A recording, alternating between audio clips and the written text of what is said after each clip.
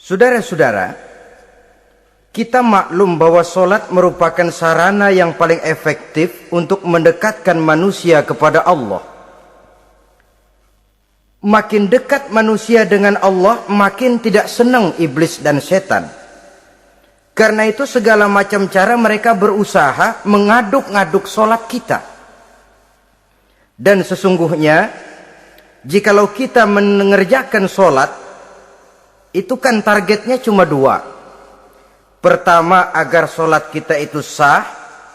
Yang kedua, agar solat kita itu qabul, yakni diterima oleh Allah. Kalau soal sah dan tidak, ukurannya gampang. Saya kalau ditanya orang, Pak, solat saya sah atau tidak? Saya bisa jawab. Saudara, solatnya syarat rukunnya cukup apa tidak? Cukup, sah. Itu kalau perkara sah. Tapi kalau sudah perkara qabul, Pak, solat saya diterima atau tidak oleh Allah? Ini saya tidak bisa jawab. Kenapa? Soal qabul mencakup masalah batin. Cuma ukuran logikanya, kalau syarat rukun cukup, insya Allah qabul. Saudara-saudara kaum muslimin rahimakumullah. Oleh karenanya, pada saat kita sholat, iblis, setan datang dari segala macam penjuru supaya kita kehilangan rasa khusyuk. Apalagi kalau kita jadi imam yang gerak kita, bacaan kita dilihat, didengar, disaksikan oleh orang banyak. Digodanya gerakan kita, dibolak-baliknya hati kita supaya di dalam sholat itu banyak yang kita ingat, hal-hal yang tidak ada hubungannya dengan sholat. Kadang-kadang belum sholat kita ribut nyari pulpen, nggak ketemu. Begitu takbir ingat pulpen di atas lemari. Mulai goncang lagi niat kita sholat. Kadang-kadang kalau hati tidak bisa dipermainkan, iblis berbisik lagi. Gerakan kita dalam sholat tidak mencerminkan kekhusyuan. Kalau gerak juga ternyata masih bisa khusyuk, bacaan kita dibuatnya kita seperti dikejar-kejar waktu. Sholat isya misalnya, dengan cara kilat khusus, super singkat. Saya katakan tadi, apalagi kalau kita jadi imam, iblis mudah mendatangkan penyakit riya. Karena mengimami orang banyak,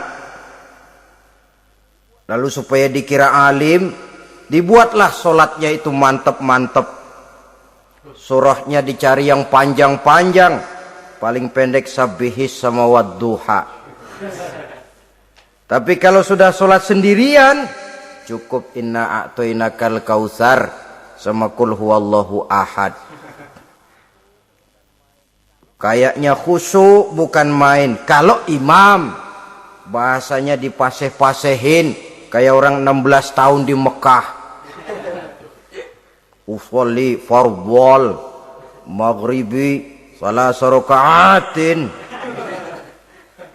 Saudara-saudara kaum muslimin yang berbahagia, oleh karena solat merupakan sarana yang paling efektif untuk mendekatkan diri dengan Allah, maka orang yang khusyuk di dalam solatnya merupakan musuh utama daripada iblis. Sekarang bagaimana bisa khusyuk caranya? Kalau khusyuk 100%, rasa-rasanya sulit. Untuk sampai ke arah sana, orang memerlukan tahapan. Kepada Imam Ali karramallahu wajhah, baginda Nabi pernah memberikan satu tes case. Ali, saya ya Rasul, kalau kau bisa sholat 2 rakaat saja dengan khusyuk, aku kasih hadiah sorban. Baik ya Rasul. Sembahyang Imam Ali 2 rakaat. Selesai sholat, assalamualaikum, wassalamualaikum. Rasul bertanya, yang mana sorbannya Li? Tanpa nengok, Imam Ali menjawab, yang hijau ya Rasul. Setelah menjawab yang hijau, Rasul berkata, kamu tidak khusyuk Li. Kenapa? Soalnya tadi waktu sembahyang mikirin, nanti kalau ditawarin sorban pilih yang hijau aja ah. Sehingga begitu ditanya, refleks menjawab, yang mana Li? Yang hijau saja ya Rasul.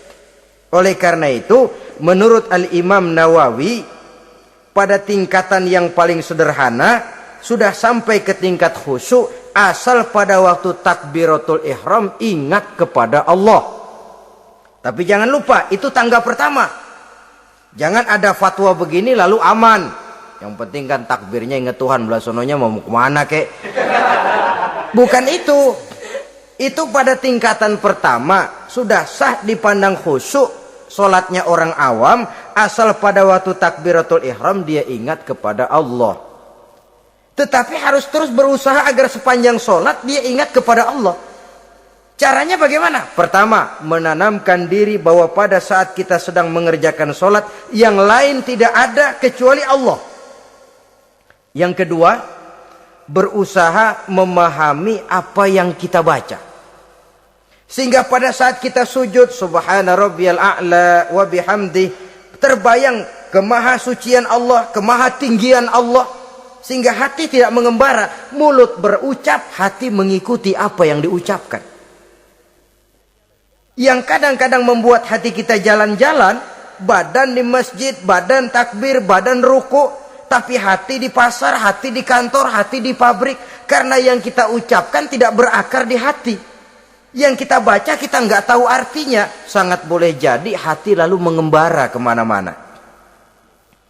Jadi untuk menopang kekhusyuan ini, cara yang paling efektif, pertama, tidak ada yang lain pada waktu kita sholat kecuali Allah. Yang kedua, berusaha memahami apa yang kita baca. Dikala kita sujud dikala kita duduk di antara dua sujud, Rabbighfirli, ya Allah ampuni dosa saya, warhamni, kasihani saya, dan selanjutnya. Mulut membaca, hati mengikuti. Dengan mengikuti, hati tidak terlalu mengembara, ada tempat dia kembali. Saudara-saudara kaum muslimin rahimakumullah. Itu yang kelima. Yang keenam, yang menjadi musuh iblis, mukminun nasih. Orang mukmin yang suka memberikan nasihat. Orang mukmin yang suka memberikan petunjuk. Termasuk juru-juru dakwah, para mubaligh, itu merupakan musuh utama iblis. Kenapa? Tiap hari iblis kampanye. Tiap hari iblis mengajak dengan segala macam cara yang kalau perlu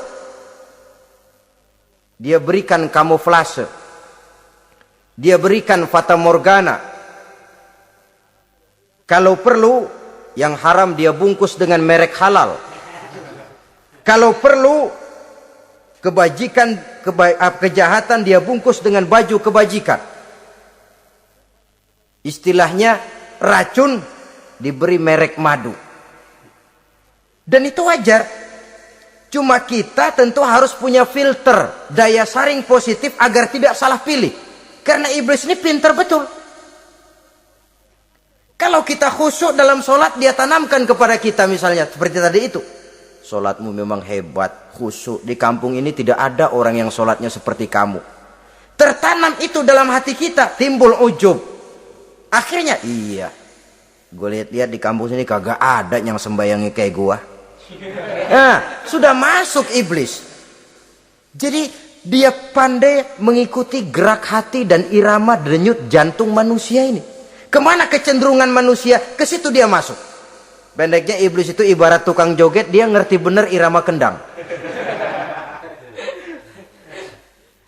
Saudara-saudara kaum muslimin rahimakumullah.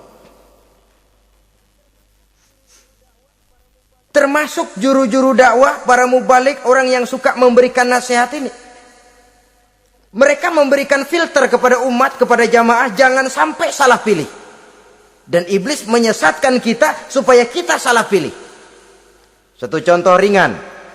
Kalau di depan saudara ada dua buah gelas, yang segelas isinya jamu, yang segelas sirup. Kira-kira saudara minum yang mana? Jamu. Jamu apa sirup? Jamu. Sirup apa jamu? Jamu. Orang yang pikirannya panjang, dia pasti minum jamu. Pahit memang, getir memang, tapi besok badan sehat, tenaga kuat, gairah kerja ada, kreativitas timbul, semangat menghadapi kehidupan tumbuh. Orang mukmin orang yang berpandangan jauh ke depan. Pandangannya panjang.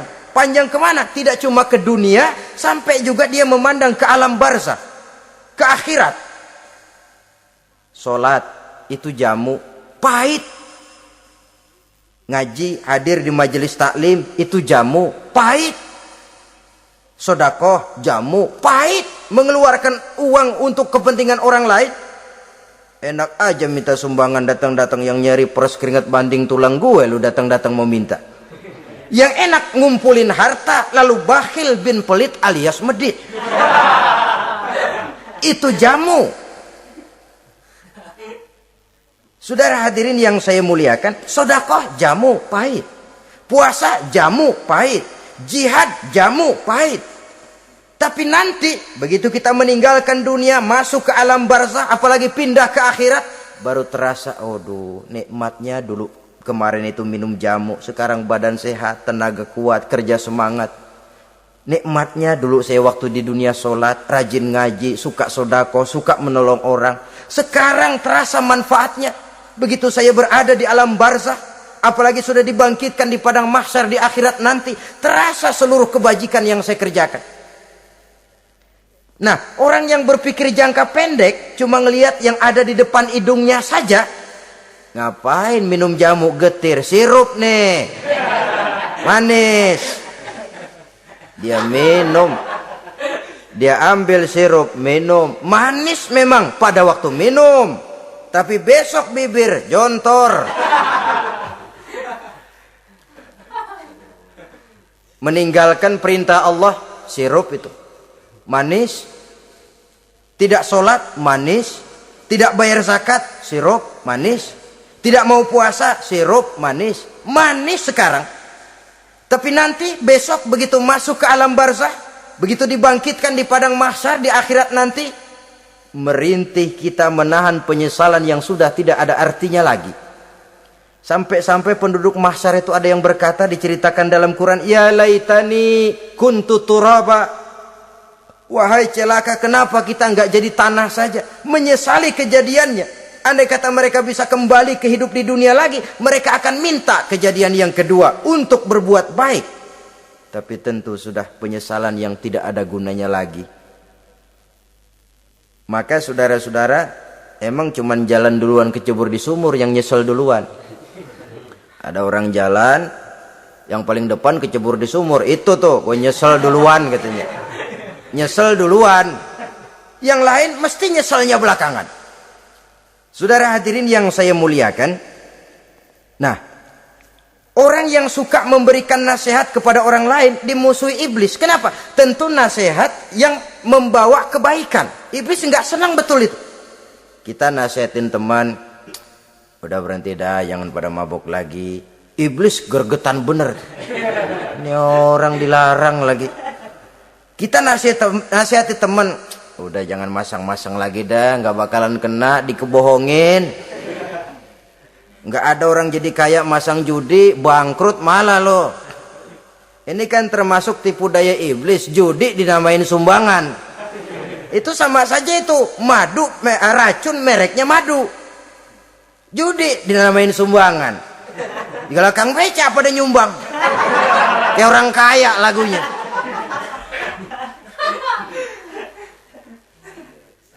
Saudara-saudara kaum muslimin rahimakumullah, adalah kewajiban kita memang untuk tawasau bil haq, saling nasihat menasihati. Setiap kita juru dakwah, setiap kita wajib menyampaikan apa yang sudah kita tahu kepada orang yang belum atau kurang tahu.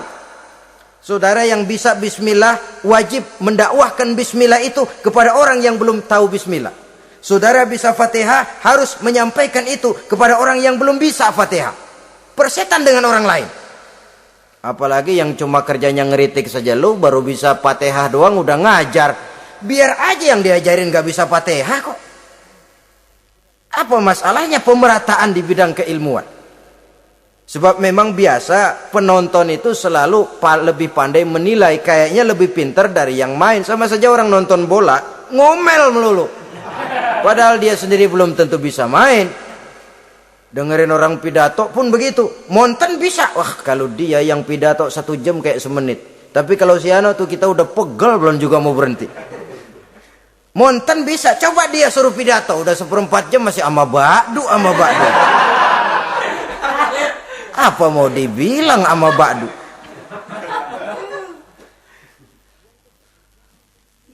Yang ketujuh, yang menjadi musuhnya iblis, taibun sabitun ala taubatihi, orang yang bertaubat dan tetap di atas taubatnya. Secara jujur, tidak ada manusia yang tidak punya salah.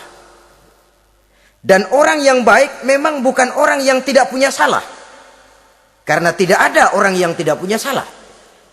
Orang yang baik adalah orang yang apabila melakukan kesalahan dia segera sadar, dijadikannya itu sebagai pelajaran untuk tidak diulanginya lagi pada masa yang akan datang.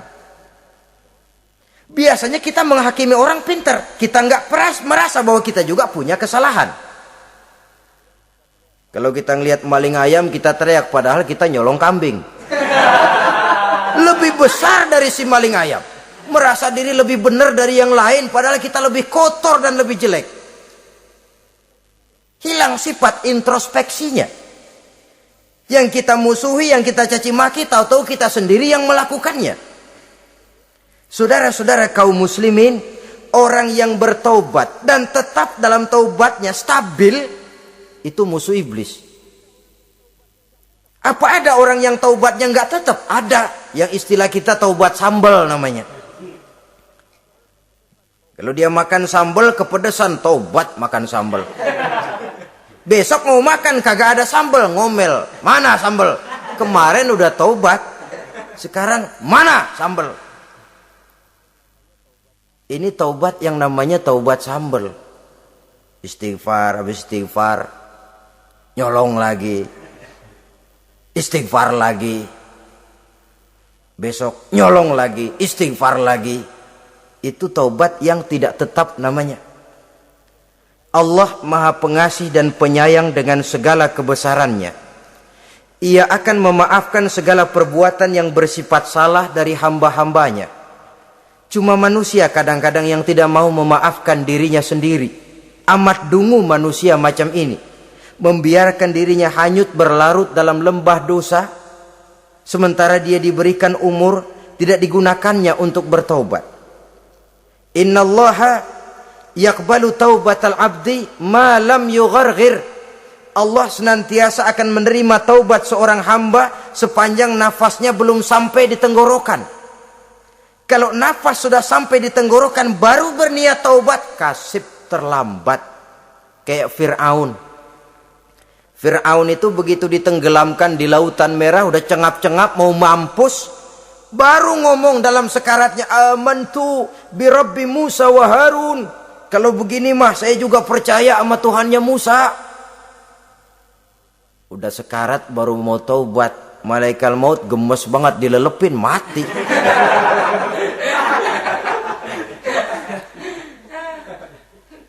Nah, kepada adik-adik remaja biasanya kalau sudah bicara taubat, pikiran kita, taubat mah urusan 70 tahun ke atas, kita masih lama ini. Sebenarnya tidak. Masalah taubat adalah masalah salah dan dosa. Masalah salah dan dosa adalah masalah manusia. Sejak dia akil balik sampai ajal datang berenggut nyawa. Hidup ini tidak selalu berjalan mulus. Hidup ini tidak selalu berjalan di atas kertas putih. Kadang kita tersilap, kadang kita tersalah. Kadang situasi dan kondisi menyebabkan kita berbuat lain dari yang seharusnya. Itu kehidupan. Silih berganti. Oleh karenanya pesan Nabi, wa atbi'i sayyi'atal hasanah. Perbuatan salah ikuti dengan kebajikan. Dosa iringi dengan taubat. Jangan nunggu. Saya untuk taubat takut nanti bikin lagi. Nah, ini namanya punya harapan mau bikin lagi. Nanti aja dah kalau tua-tuaan. Saudara, kalau dosa itu ditumpuk, itu sama saja kotoran yang menodai hati. Kalau kotoran nggak rajin kita bersihin, dia akan berkarat. Dan kalau sudah berkarat, sudah sulit untuk dibersihkan. Itu makna ungkapan Imamul Ghazali, hati manusia sebening kaca. Lapisan dosa yang dia kerjakan adalah debu yang menutupi jernihnya kaca. Orang yang bersih dari dosa, dekat dengan Allah, hatinya jernih seperti kaca.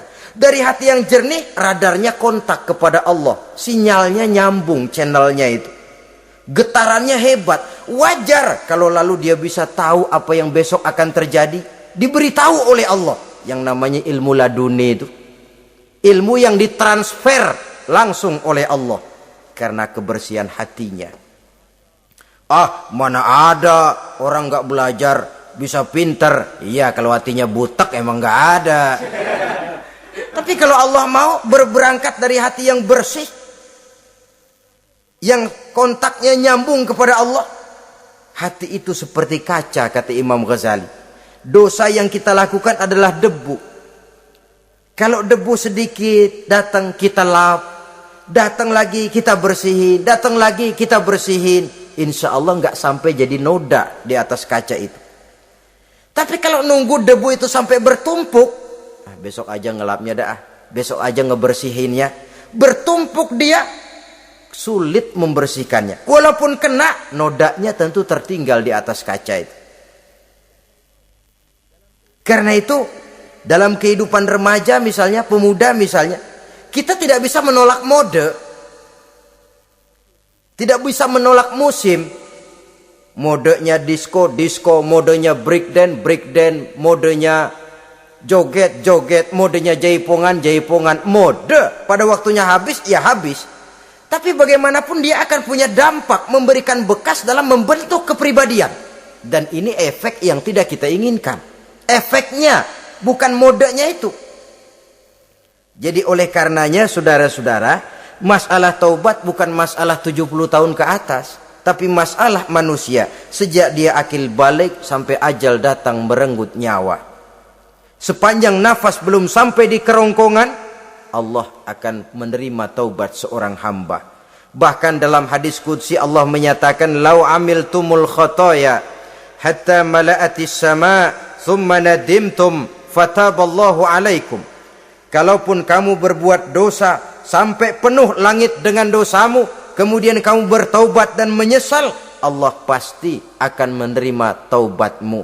Jadi orang yang taubat dengan sebenarnya dan tetap dalam taubatnya, itu musuh iblis. Tapi orang yang taubatnya angin-anginan, iblis demen banget.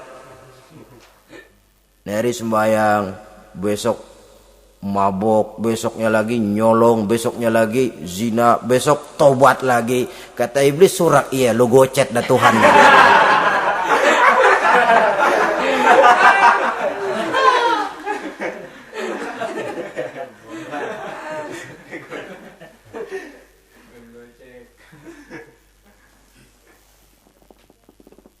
Selanjutnya, yang ke-8, musuh iblis, musuh setan, mukminun yudawi mu'alat taharah. Orang mukmin yang membiasakan diri selalu dalam keadaan bersuci. Baik dari hadas kecil, lebih-lebih dari hadas besar. Wudu utamanya memang untuk sholat. Tapi membiasakan wudhu dalam kehidupan sangat baik sekali. Mau ke kantor, wudhu dulu. Mau ke pasar, wudhu dulu. Mau ngajar, wudhu dulu. Apa sebabnya? Karena dalam keadaan suci, orang ada sikap memelihara kesuciannya. Kalau kita naik PPD pagi-pagi gelantungan, kalau punya wudhu, hati-hati, kesenggol perempuan juga sayang sama wudhu. Tapi kalau nggak punya wudhu, jangan kesenggol, kita nyeruduk. Ada semacam sikap apik di dalam kehidupan ini. Karena itu biasakan wudhu. Untuk menjaga kebersihan diri, kebersihan zohir, kebersihan batin, belum lagi kemanfaatan di akhirat. Sebab kata Nabi, "Inna ummati ya'tuna yaumal qiyamah ghurran muhajjalin min asaril wudu. Umatku di akhirat nanti akan datang menghadap Allah dengan muka berseri-seri, bersinar-sinar dari sebab sering wudu. Sehingga tidak usah mengaku pun Rasul akan memanggil karena muka yang sering tersentuh air wudu ini. Mu'minun yudawimu alat toharah. Orang mukmin yang selalu membiasakan diri berada dalam keadaan suci, berwudu. Kita lihat ajaran wudu ya. Dari sejak bacaan-bacaannya saja itu sudah membawa manfaat. Lalu dari segi bahwa kita manusia sering tersilap melakukan dosa-dosa kecil. Dosa-dosa kecil itu oleh air wudhu dia rontok. Tangan kita suka colak-colek pada saat membasuh dua tangan. Allahumma inni as'alukal yumna wal barakah wa a'udzubika minasyu'mi wal halakah. Dosa yang ada di tangan itu rontok. Mata kita suka pelatat-pelotot, nggak karu-karuan pada saat membasuh muka. Nawaitu raf'al hadasil asghar. Dosa yang ada di mata rontok dari segi pembersihan batin. Belum lagi dari segi pembersihan zahir. Sehari semalam kalau 5 kali saja kita terkena air wudhu, itu sudah menjaga kesehatan dan kebersihan. Saudara-saudara kaum muslimin rahimakumullah. Yang kesembilan, orang yang menjadi musuh iblis yaitu mutawarra'un anil haram.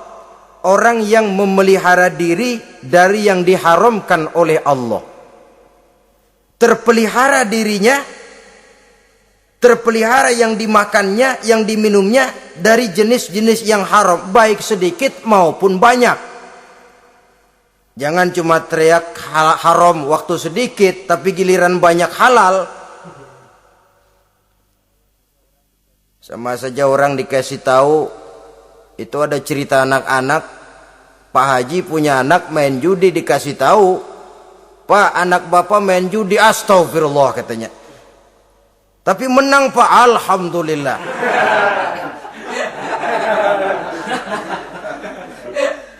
Ini kan sama saja, giliran sedikit dibilang haram karena dia nggak dapat jatah, begitu dapat banyak dan dia kecipratan jadi halal.